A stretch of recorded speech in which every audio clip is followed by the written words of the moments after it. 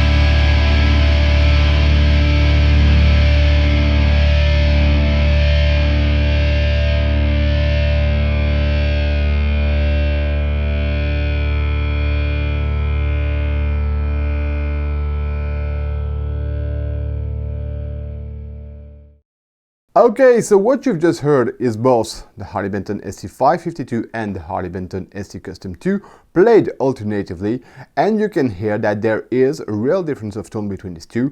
You will hear this difference of tone much more clearly when I play the guitar alone, but I just want to talk about the differences that might not jump to your face between these two guitars, and talk to you about the playability of these two guitars. That's a really very important chapter as far as I'm concerned. Okay, so in both cases you've got a body and a neck made of Meranti. Okay, on this SC Custom 2 you've got a rusty Jataba fretboard. On this one you've got Pau Ferro fretboard. In both cases you've got a maple top. You've got, in both cases, 22 jumbo frets. Those ones are made of stainless steel. Those ones are made of nickel silver classic, so nickel silver frets. Alright, so now the differences. Here we have some Tesla Opus 1 pickups. Here we have some Roswell HAF pickups. Passive pickups in both cases. If you take a look at the thickness of our two guitars, this one is much thicker than this one, because this one has a chambered body when this one has a classic solid body, and maybe it makes a difference in terms of tone. It would be interesting to compare with the same pickups, but okay, anyway, you've got something that's really very Les Paulish when you've got something that's really very ESP LTD-ish, and that's the difference of orientation between these two. Now, you also have to know that this one is coming with grabber tuners and a plastic nut, when this one is coming with a graphic nut and some ugly pistachio green looking classic Klausen-Styles DLX tuners. So yeah, in terms of price, 258 euros versus 288 euros. That's the prices in France. These are the prices I have paid because I have bought these two guitars. Alright, I think I have pretty much said it all. So now let's really talk about how the things play. I will start with the 552. Okay, so for those who have already seen the review video, you will not discover a lot, but the access to the 24 fret is really easy and comfortable. You've got the same shape of neck, but this one has got a glossy finish and has a 43 millimeters nut. So when you play this kind of classic chord, where's my fucking pick? Yeah, here it is. Oh, by the way, kind of new pick I have discovered. Deva picks. I really love these things. Anyway,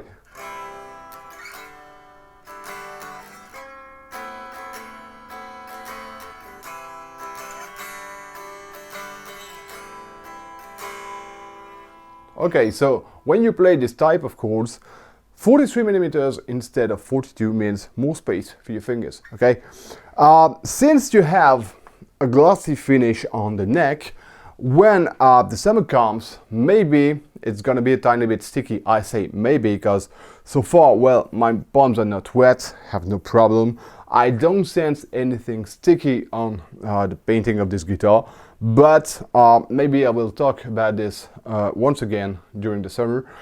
Maybe it might disturb me. Sometimes it does, sometimes it doesn't. I think it does depend upon the quality of the painting. Anyway, in terms of playability, this guitar is very good. The point of balance is really where you put it on your lap. And when you play standing, you have absolutely no problem, as you have seen me playing this guitar for the demo, and it's totally okay. Now, let's go back to the SC Custom 2. And this SC Custom 2 is just 100 grams heavier than the SC552. SC552 is 3.4, this one is 3.5 kilograms. You've still got the same C-shaped neck, but this time you have a 42 millimeters nut. So when you play this kind of classic chords,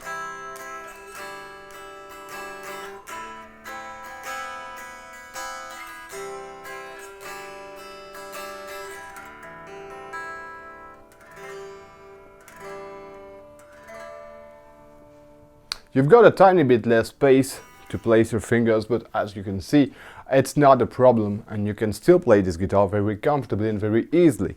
Okay, the access to the 24th fret.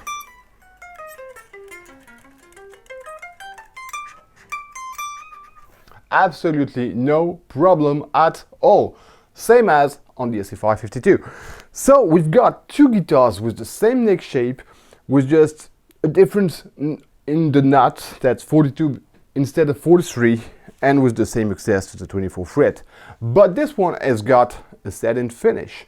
So I'm pretty sure that when the summer comes, I can still glide very comfortably in this thing when I'm not sure about the SC552. So if I have to tell which one I do prefer, well, I would give maybe half point more for this one because of the satin finish, and that's really totally personal. I do prefer satin finishes over glossy finishes, even though you don't really sense a difference of thickness or a difference of glide or a difference of anything, but I do feel more comfortable on satin finishes because it's just a matter of habit. So as far as the straight playability goes, I would give a really very little advantage to this one over this one. Now, if we're talking about the tuning stability, well, it's very complicated. I didn't have a lot of problem, but it took a bit of time and several days for the tuning to stabilize in both cases. For this one, it was because of the G string, but eventually now it's okay, it doesn't move really, I'm okay. As far as this one goes, well, it was all the strings that tended to go back to the flat side, and they have finally stopped doing this. Okay, what I have realized is that the tuners, the grub tuners of the SC Custom are much more comfortable to use than the DLX tuners of the SC552. That's really something not so easy to realize, but the ratio is different on this one than on this one, and you've got more precision with the grubbers than with the DLX. Now, is there a difference because of the nut? Well, I guess there has to be, but to be honest, I have not realized that this plastic nut was holding my strings. I'm gonna change it anyway, just because it's stupidly white and I think it's really horrible. But it's doing a good job and I have nothing to reproach with it. So as far as the tuning stability goes, well, this is a draw, because both are good, but you need a tiny bit of time before the tuning stabilizes. Now let's listen to these two played alone separately, side by side, so you can realize the differences of tone, and we're gonna talk about it afterwards. Here we go.